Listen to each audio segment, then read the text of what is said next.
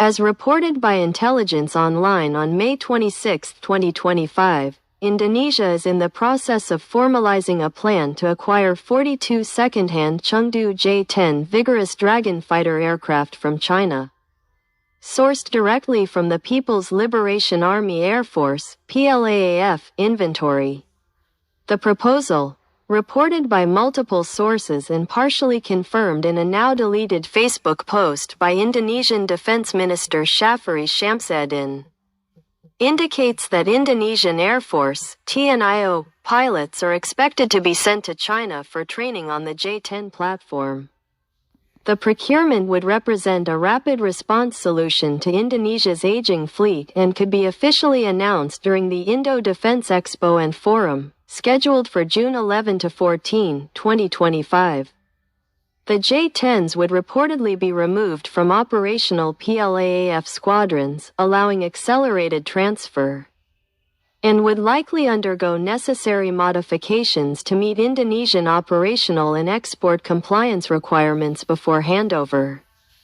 The Indonesian Ministry of Defense has pursued multiple combat aircraft procurement efforts over the past decade following delays in replacing its retired Northrop F-15EX Tiger II fleet. In 2015, the government planned to acquire 16 Su-35 flanker fighters from Russia, but only 11 were contracted in 2018, with deliveries never materializing. This program was ultimately canceled in 2021 due to the risk of U.S. secondary sanctions under the Countering America's Adversaries Through Sanctions Act, CAATSA. As confirmed by the Indonesian Ministry of Defense in 2023, Indonesia subsequently pivoted toward Western suppliers, signing contracts with Dassault Aviation in 2022 for 42 Rafale F-4 fighters. By August 2023, 24 aircraft had been officially ordered in 2 batches. Concurrently, Indonesia signed a memorandum with Boeing in 2023 for 24 F-15EX Eagle II aircraft, with the U.S. Defense Security Cooperation Agency estimating the deal's value at up to $13.9 billion. The F-15EXs would be designated F-15IDN in Indonesian service. A previously planned interim acquisition of 12 Mirage 2000-5 fighters from Qatar was later abandoned.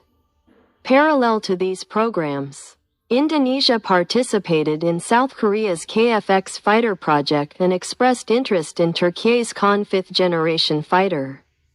Despite these engagements, the long timelines and higher costs associated with acquiring new Western platforms prompted Jakarta to evaluate second-hand alternatives. According to Deputy Defense Minister Doni Ermawan Taufanto, China's offer of the J-10 includes additional military equipment such as frigates and arms. He emphasized that system compatibility, pricing, and after-sales support are being reviewed. While he noted the proposal predates the April to May 2025 India-Pakistan conflict, he acknowledged that reports of the J-10's operational use in downing Indian jets would be factored into the assessment. No Indonesian technical evaluation team has yet been dispatched to China. The J-10 gained international attention following the May 2025 skirmishes between India and Pakistan, during which the Pakistan Air Force claimed that its J-10C fighters shot down multiple Indian aircraft, including Rafale EH, Mirage 2000H, Su-30 Mki, and MiG-29 UPG fighters, using Place 15 long-range air-to-air missiles. While India has not confirmed the losses, French intelligence sources reportedly acknowledged the potential combat loss of at least one Rafale. Analysts cited the use of airborne early warning and control platforms of Chinese and Swedish origin in coordination with the J-10s. The incident was the first reported combat use of the J-10, which is currently operated only by China and Pakistan. This operational record is now being highlighted by China in other J-10 export proposals, including one made to Colombia in May 2025. In that case, China offered 24 J-10 CE fighters, weapon packages, and financing terms despite Colombia having previously selected the Swedish Gripen E.F. Indonesia's potential selection of the J-10 occurs alongside deepening bilateral ties with China. In January 2025, Indonesia joined the BRICS grouping and has pursued a closer strategic relationship with Beijing. President Prabowo Subianto visited China as president-elect and again shortly after taking office. During Chinese Premier Li Cheng's visit to Jakarta in May 2025, Prabowo reiterated his intent to build a China-Indonesia community of destiny with regional and global influence. Indonesia's trade with China rose from $52.45 billion in 2013 to $135.17 billion in 2024. China became Indonesia's largest trading partner and top foreign investor, with $8.1 billion invested in 2024. These developments provide context for the evolving procurement policy that now includes evaluating Chinese fighter aircraft as part of a broader modernization effort. If Indonesia confirms the J-10 acquisition, it would become the only country to operate the Rafale and J-10 simultaneously. With 24 Rafales on order and 42 J-10s proposed, Indonesia would operate a total of 66 Canard Delta fighters. Indonesia also maintains a mixed fleet of American F-16s, Russian Su-27 and Su-30 aircraft, South Korean Ta-50 trainers, and Hawk 209 light attack jets. The procurement of second-hand J-10s would address the capability gaps created by the retirement of the F-5 and the aging Hawk fleet.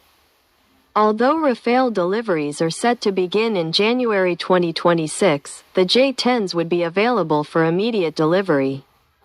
This timeline aligns with Indonesia's Defense Ministry emphasis on maintaining operational readiness during transition periods and could ensure continuity of service amid aircraft retirements and upgrades.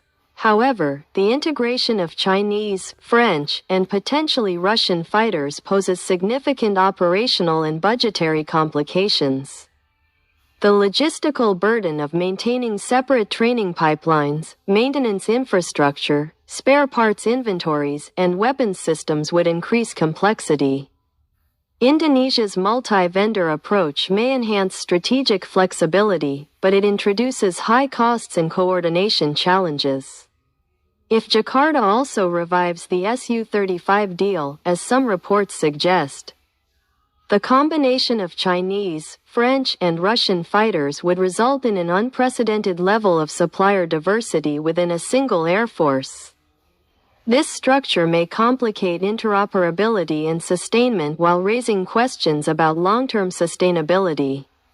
Nonetheless, Jakarta appears willing to pursue this configuration as part of a broader strategy to maintain defense autonomy and hedge against political risks associated with over-reliance on any one partner. The decision to deprioritize the F-15EX deal in favor of Chinese and Russian alternatives reflects Indonesia's recalibration of its procurement priorities. Boeing had pledged to meet Indonesia's local content requirement by integrating 85% domestic components into F-15EX production. The move away from this program may affect US-Indonesia industrial cooperation and broader defense relations. At the same time, Jakarta continues to engage with France, having signed a letter of intent during President Emmanuel Macron's May 2025 state visit that could lead to further Rafale and Scorpene submarine orders. Indonesia also maintains agreements with French contractors for 13 long-range air surveillance radars from Thales and 2 domestically built Scorpene submarines with Naval Group and PTPAL. The Indo-Defense Expo is expected to serve as a venue for confirming decisions on both Chinese and Russian aircraft. And any announcements would likely signal a long-term redefinition of Indonesia's defense alignments.